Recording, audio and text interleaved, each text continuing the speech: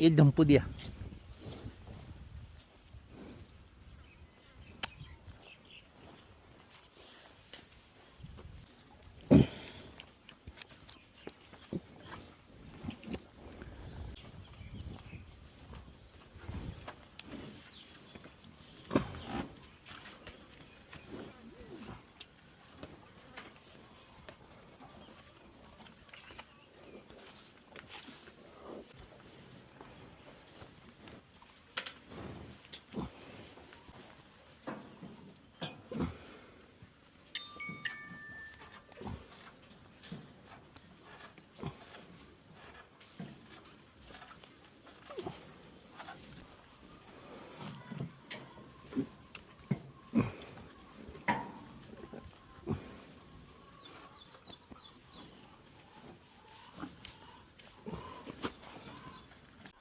नमस्कार मित्रांनो, सध्या A1 A2 वाद हा परत जोरात सुरू आहे.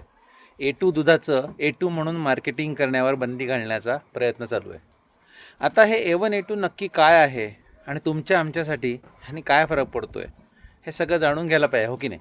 बघा, A1 आणि A2 हे प्रोटीनचे प्रकार आहेत, बीटा केसिनचे. जेवढ्या जुन्या गाईचे वंश आहेत ते सर्व A2 दुधाचे आहेत.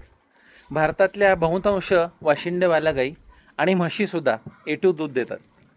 ह्याचंच म्युटेशन होऊन A1 दूध सुरू झालं आहे. म्हणजे सर्व देशी गाई आत्ता A2 आहेत का? तर नाही. आपल्याकडे A2 A2, A1 A2 आणि A1 A1 असे 3 प्रकारामध्ये गाई मिक्स पाहायला मिळतात. म्हणजे काय, तर आई किंवा वडील हे A1 एक तरी त्यांच्यापैकी A1 असेल तर A1 A2 तयार होते. दोन्ही A1 असतील तर A1 A1 तयार होतं आणि दोन्ही प्युअर A2 असतील तर A2 A2 तयार होतं.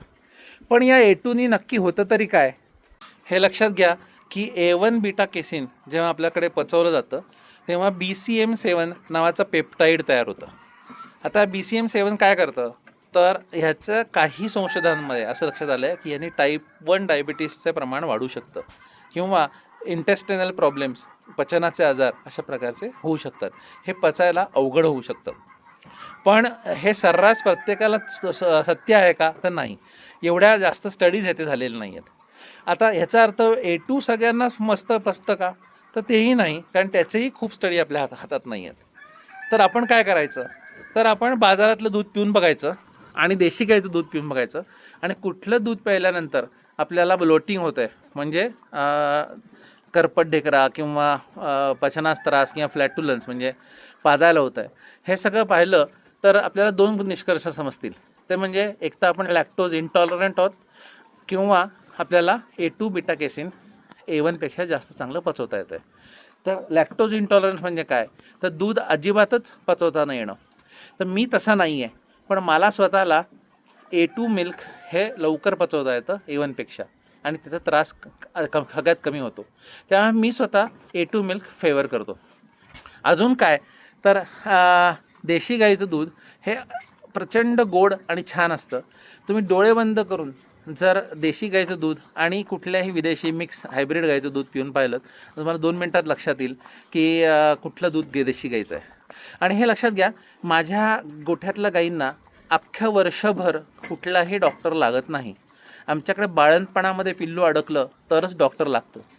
जर कुठल्याही औषधोपचाराशिवाय या दूध देत असतील आणि खूप चांगल्या क्वालिटीचं दूध देत असतील आणि आजारी न पडता, म्हणजे कुठल्याही प्रकारचा अँटीबायोटिक्स किंवा कुठलेच गोळ्या औषधं ह्यांना लागत नसतील, तर यांचं दूध जास्त निरोगी नाही आहे का? जसं माझं अंड्यांसाठी म्हणणं असतं की अंड्यांची क्वालिटी फीडवरून ठरते, तसंच माझं म्हणणं आहे की दुधाची क्वालिटीसुद्धा फीडवरूनच ठरते, गाईंच्या आरोग्यावरून ठरते, गाईंच्या प्रेमावरून ठरते. तर ज्या गाईंना वासराला पाहिल्यावर पान्हा सुटतो, वासरांसाठी ते दूध देतात, त्या आजारी पडत नाहीत, त्यांना कमीत कमी औषधोपचार लागतात, त्यांना कुठल्याही प्रकारचे कूलिंग सिस्टीम्स, फॅन किंवा हे काहीच लागत नाही, या वातावरणामध्ये ते अगदी आरामात अशा निवांत राहू शकतात आणि ज्या तुमच्यावर खूप प्रेम करतात, त्याच गाईंचं दूध आपण प्यायला पाहिजे, हो की नाही.